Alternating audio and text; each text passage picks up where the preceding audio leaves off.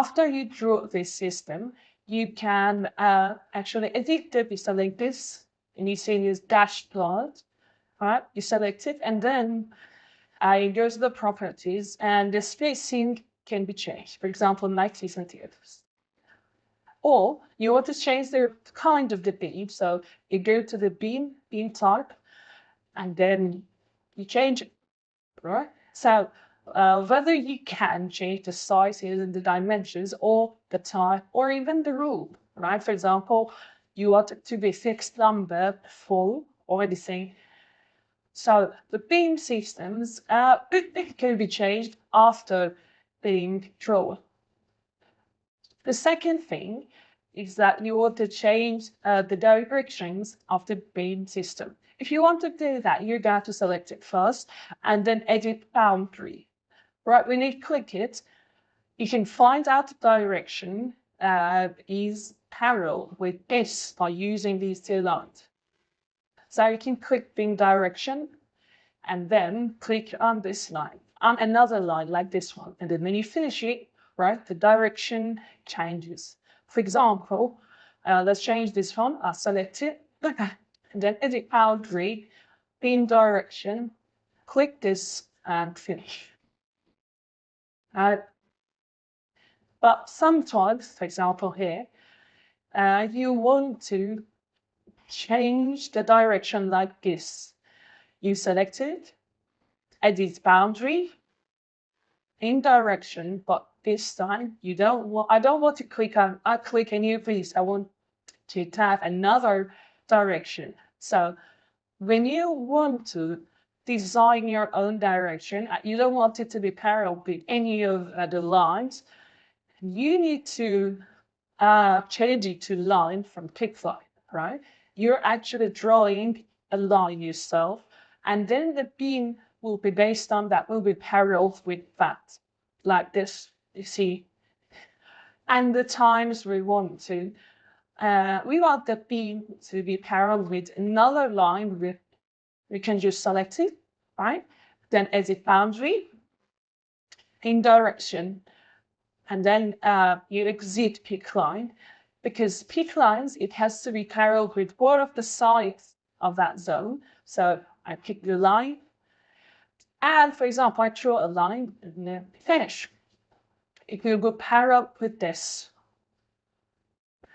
But about the void, if you have a void here, right, you can select your beam system and then click edit boundary and then draw another shape in it, right?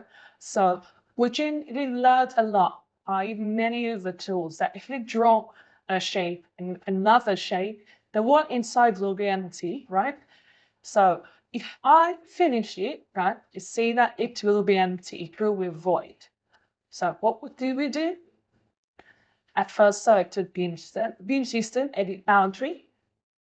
Then I drew another shape, right? Imagine, for example, this is a dot void. And then I finished. Now that space will be empty. But don't we need two beams here? Definitely. So how should we draw these? Manually, right? One of the most that we had to draw a manual beam in the consoles or the voids and the ducts. Do you remember? Here we need to draw it manually too. So beam and draw one. Again, beam and draw another one. In order to continue it, this side extended, just like that. One. And in this way, we can draw which image voids and dots. Well, a funny point. If you have a circle void, but let me draw it. For example, like this. Let me move it a bit and finish. You see? Now I want to draw the beam. So what should I do? I go to structure beam. And for example, I pick this arc. So the first point, the second point, I actually draw it like this. And again, just like that, we can drag it and continue it. Remember, it never becomes a 360 degrees in Revit. We can make it 180 and then mirror it just like that. In order to complete it, we can use the mirroring method. What about this part? Modify, BIM system. You see that? I actually move it back in, just like that. In this way, we can edit the beams. Another point about BIM systems is free drawing, right? For example, maybe you want to put some wood on the roof, right? So you can get the BIM system, sketch BIM system, and then, for example, draw a free rectangle and then finish, right? Let me pick them up. Now I want to change the direction, so the boundary, beam direction. Click this. Now, can you say how we can have a perpendicular channel and well, we draw another one and the direction would be the opposite of it. That's right. But let's do something else, right? The beam system should be selected first, copy, and then align to the same place. Now we've got two beam systems. So one of them, right? We will change the direction like that. It will be interesting, funny somehow. Right? If you can do interesting things with it, it depends on your creativity. There can be many things done. Or, for example, imagine let's draw this. Also this one.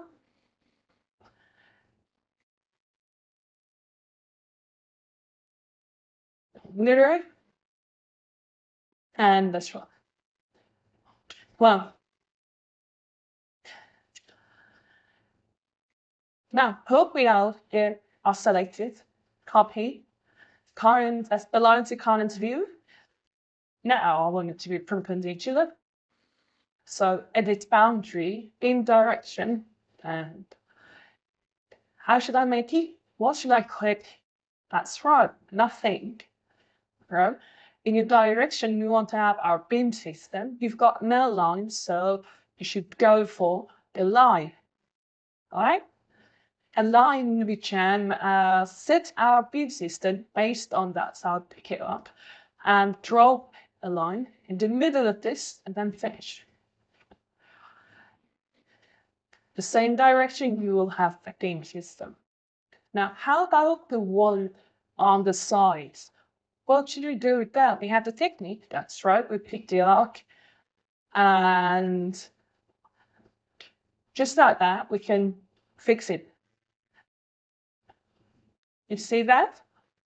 It's all automatically fixed. We can also use the mirror too, just like that. You see? So, we can use the beam system in order to design ourselves, right? We can draw a shape, our design, and then use it. But let's go for another important point, right? Sometimes you actually, for example, consider a circle as your sketch zone and then finish. And then you see this message, pay attention, right? What does this message tell us? The beam direction not specified. It says actually the direction in order to have the beam system based on does not exist. Now, when does this happen? A time that all the lines are actually curved. There's nothing to have the beam system based on. So in these situations, you're gonna have to go for big direction and then pick line and draw a line for it so that it can have the beam system based on that, parallel with that. So the times that all the lines are curved. Number two, the line that the beam system is based on is cleaned, is deleted. For example, check this out. For example, you've got something like math of finishing without facing error, no. Well, this is one is parallel, but so Now you go with this. So what is it parallel with? What's the line that the beam system is parallel with? It's deleted. So instead of that, we draw a curved line. So exactly the same thing that was meant to be, what that event beam system was meant to be parallel with was deleted. All right. So the second situation is you might delete that line, that specific line. So you can click beam direction and choose another one of these lines as the base, or you can draw another line yourself. Yeah. Well, so far, practice full offset, right? And then practice the beam. Well, how can we have a wind brace for this design? Imagine we want the wind brace here, right? So obviously, you need to do it, you need to draw it in the view, right? So for example, if you want it here, you have to go to plan and draw it here. So the center line 5 between A and B. In order to do this, you're going to have to set our working page on the center line 5. Now, at one point, instead of drawing a reference plane here and then set that, we can set the center line itself. What does it mean? It means that the center lines can play a role as the reference plane. For example, we can click set here, pick a plane, okay, and then click this grid we've got here. And then, for example, select the west elevation and then drop the brace here. Another thing we can do is to click set and then choose grid 5 through the main here. We can also do this. It's not much different. And then we can select the west, actually, sorry, east. So if the levels are bothering you, you can select them and then zoom a little. You're able to see that one. Might be a little annoying, and then bring it out. So now I want to draw the brace here. And if I go to structure, we've got something called brace, the wind brace or just brace. For example, we have the bracing plan, right? So there are different types of it, right? You've got many types. You can see the picture.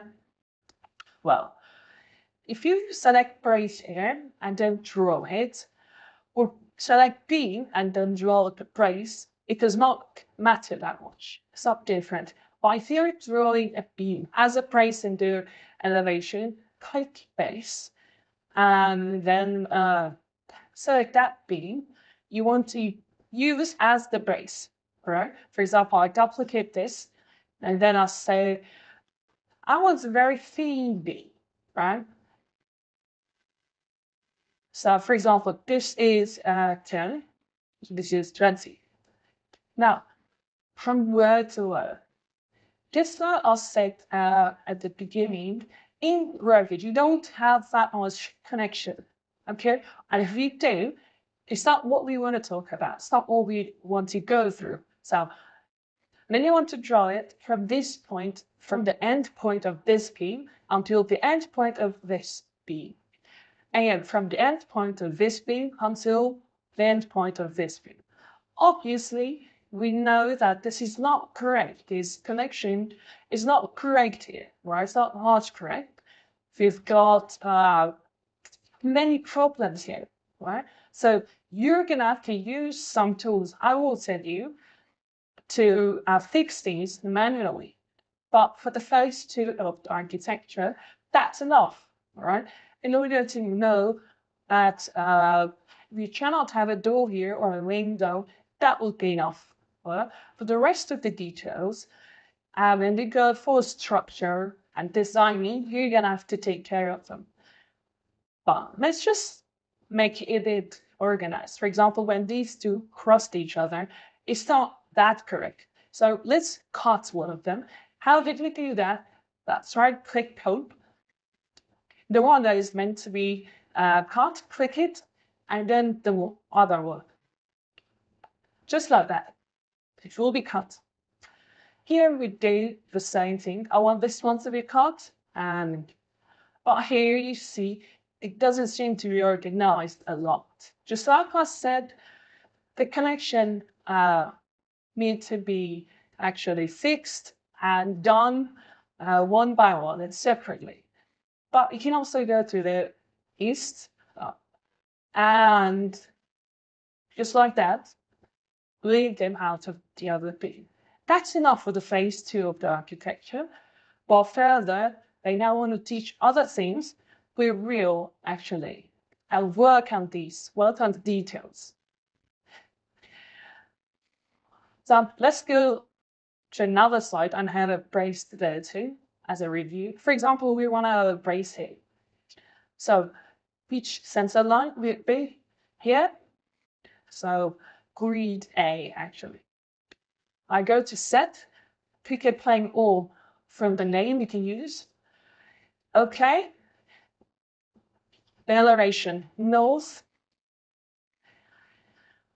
Then fine. Trace. This is the type. And from the beginning until the end. Again, the same thing. I also said that if you want these to be alike, you can just drag it inside, manually. And also this one. Well, just that. So in this way, you can have and draw the braces, just like in the lowest and in the lowest level floor, we don't have brace, and it can be connected to the foundation. So go ahead and practice a couple of braces. After that, we're going to talk about the sloped ceilings and roofs. Now, I want to give you a very interesting example. For example, I'll pick a grid. For example, this is the grid, and I copied, right, for example, 6 meters in. And also another one here. And that's it. And I don't change the names of the grids because I don't want to lose time, because I don't want it to be actually mixed with this project either. But we work at the same levels too. So at first the columns, for example, this one, at grid, finish, let's see the 3D. I'll select them and then, for example, from the TOF foundation, they stop and then they go until TOB level 2. Now, this is about to have a slope through, so the columns in the middle will go up TOB level 3. Actually, because this is just one flat building, maybe we don't need to change them into pieces and then copy them. But still, we have that method. If you want, you can copy and paste. So let's go for the foundation. For example, the same foundation adds column. I am careful about the TOF and then finish. So I go to foundation. I pick the beam and on grid. You see that? Very simple. With the same scenario that we talked about, we are modeling another building. So visible in view, all of these were talked about. It's just a review. We were about to actually the same amount of the difference here. They need to have an offset. We've talked about it. Well, now let's go for the diagonal beams here. Well, based on what I taught the previous episode, we can draw these as braces. Right? It's true they're not braces, but they're like beams in the elevation. So we can use that technique. Let's go to plan, and then we will draw it, for example, in O center line. So pitching plane, the south. Now, what you pick brace or the B itself, it does not matter. This time I'll pick B. So, a metal beam with these dimensions, very simple. I'll draw it. And then this one, 4. Check it out in 3D, just like that. Now the connections, just like I said, you can fix one by one. Pay attention to one thing. South, yeah.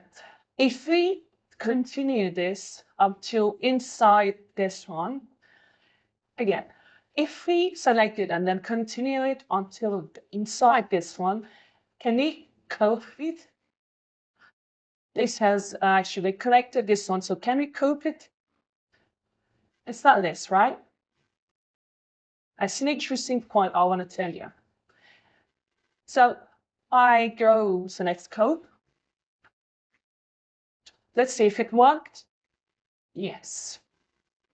So then I'm moving a bit forward. I want it to be connected to the other one completely. So let me move it a bit more forward here. It's a bit much. So yeah. But let's copy again. You see a very organized beam. It's side 2. I continue it until it's slided, until it doesn't go out. So code this and this. Just like this, you can organize these 3 beams. Now, a question. If I want these 2 beams to be actually sloped parallel with this one, what should we do? Now, let me teach you the technique. If you want the head of the beam to have something like slope, you need to draw your fence plane first. It has to be parallel with this one, the fence plane, then tap and move it. Downside, draw another one here. Just like that.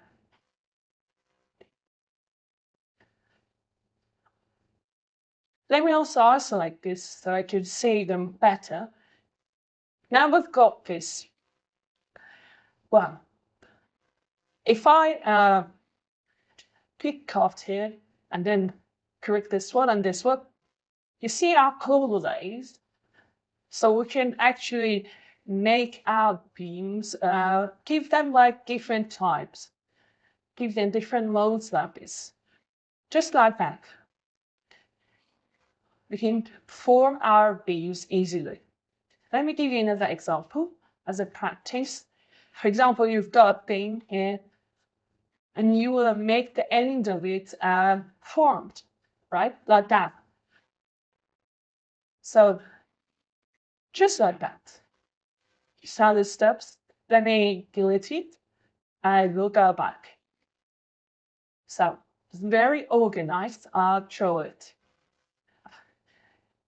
As a review, let's draw the other one, which needs a center line M.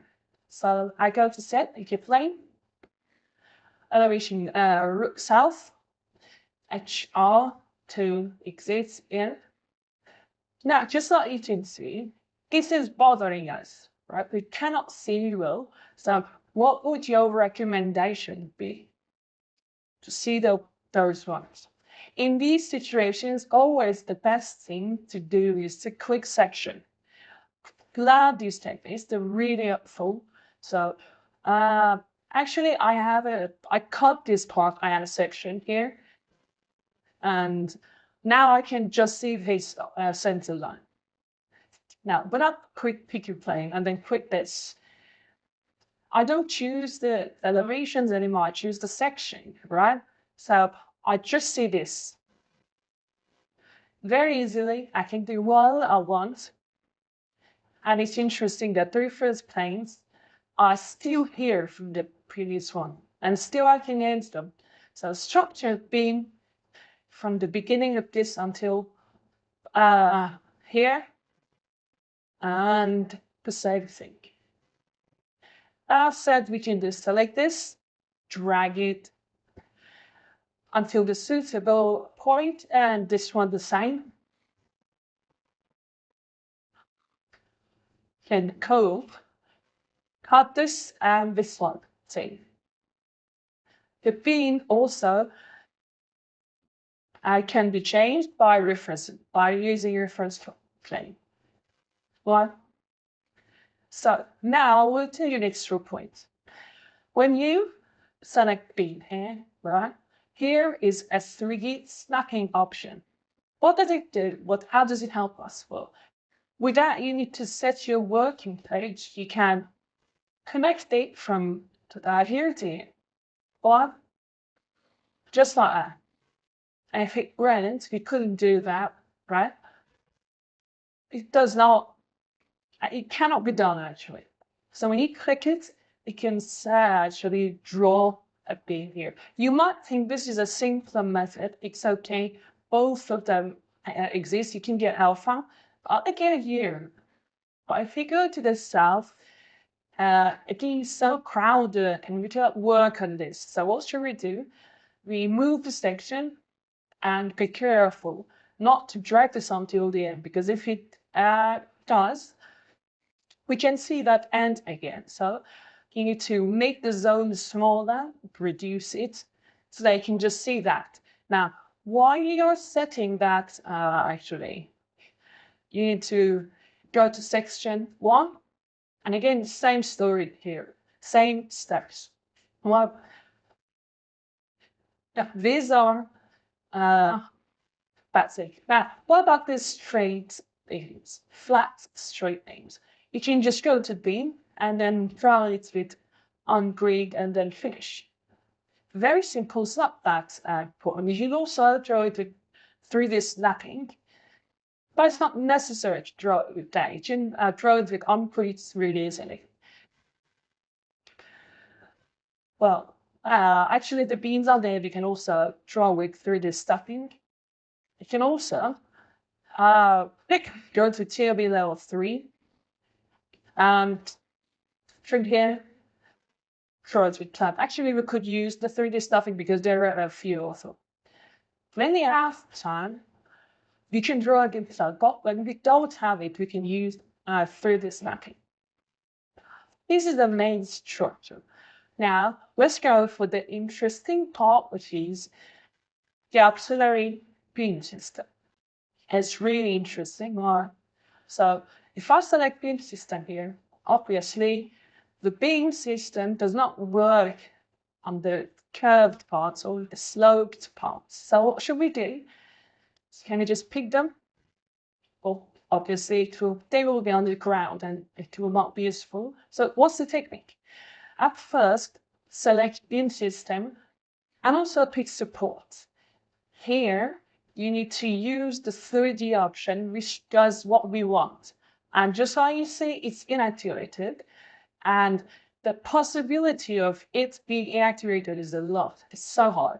So if you see it's off, it's because of your work plane. So here it is written not associated. And for example, select lower one. It doesn't matter.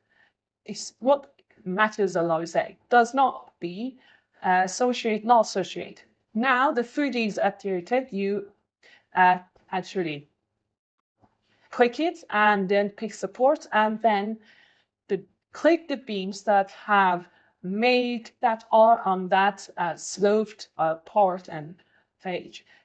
Now the rest of the beams will be placed parallel with that, right? If I click this, it will be parallel with this. So I think I need to click this and actually sine is this triangle which we've already met. So here it's understanding the slope and the height. So we click these. Now you can draw some of them manually too. For example, some of the sides have been drawn. The rest of them can be drawn manually, like this one. and then finish. Well, let's review. So at first, we click Paint System. If this 3D is inactivated, so click Set and then change the name of the level to something that is not associated, right? It has to be anything. It can be anything actually. So then click 3D and then pick the beam that the other beams have to be placed parallel with that, right? So if I click this and then this, it will be based on these two beams, just like that. So one click here, because I want it to be parallel with this. You support this, this, and this. Finish. Again, same thing. Beam system, pick support, and finish. So if some of the beams are not picked by this, you can do it manually yourself. All right? All the properties and settings about beam system is the same here too. It doesn't matter that there's load. Right? For example, we can tap and then select beam system and then click edit boundary, change the direction of the 3D. Well, it can change it to anything. You can change the distance, everything we talked about. Now, let me give you an exciting example, something to learn how to place beams in actually sloped surfaces, and also how to design them sometimes. Now I go to TOS level 2 and then draw a floor. Well, a floor with 10 centimeters thickness. Now forget about the namings. For now, I'll draw a floor here. And imagine this is the floor in this level. And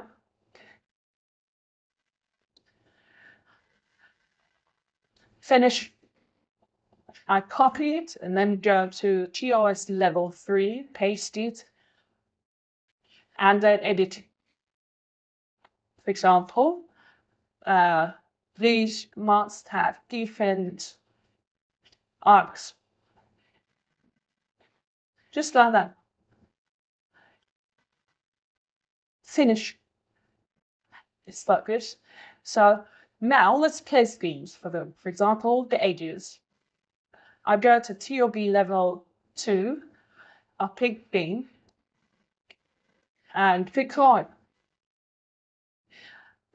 Well, then I go to TOD level 3 and hit line and draw this. Now check this out. Imagine we want to place beams actually between these two. Just like that. Let's see how interesting we can improve it. All right. Actually, I've used this technique before a lot.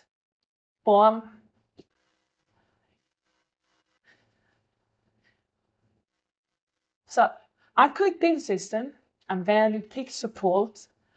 The 3D must be activated. Well, now I click this. Do I have any beams here? No. So I set up to draw it manually. It has to be parallel with this. Why not if there were other ones? Because they were curved, and we said that it cannot be parallel with curved lines. So, and finish, you see how interesting it gets? Many of you, many people, of course, don't know that Revit can do such interesting thing. You see that? So many interesting and creative things can be done. So I've already practiced this a lot.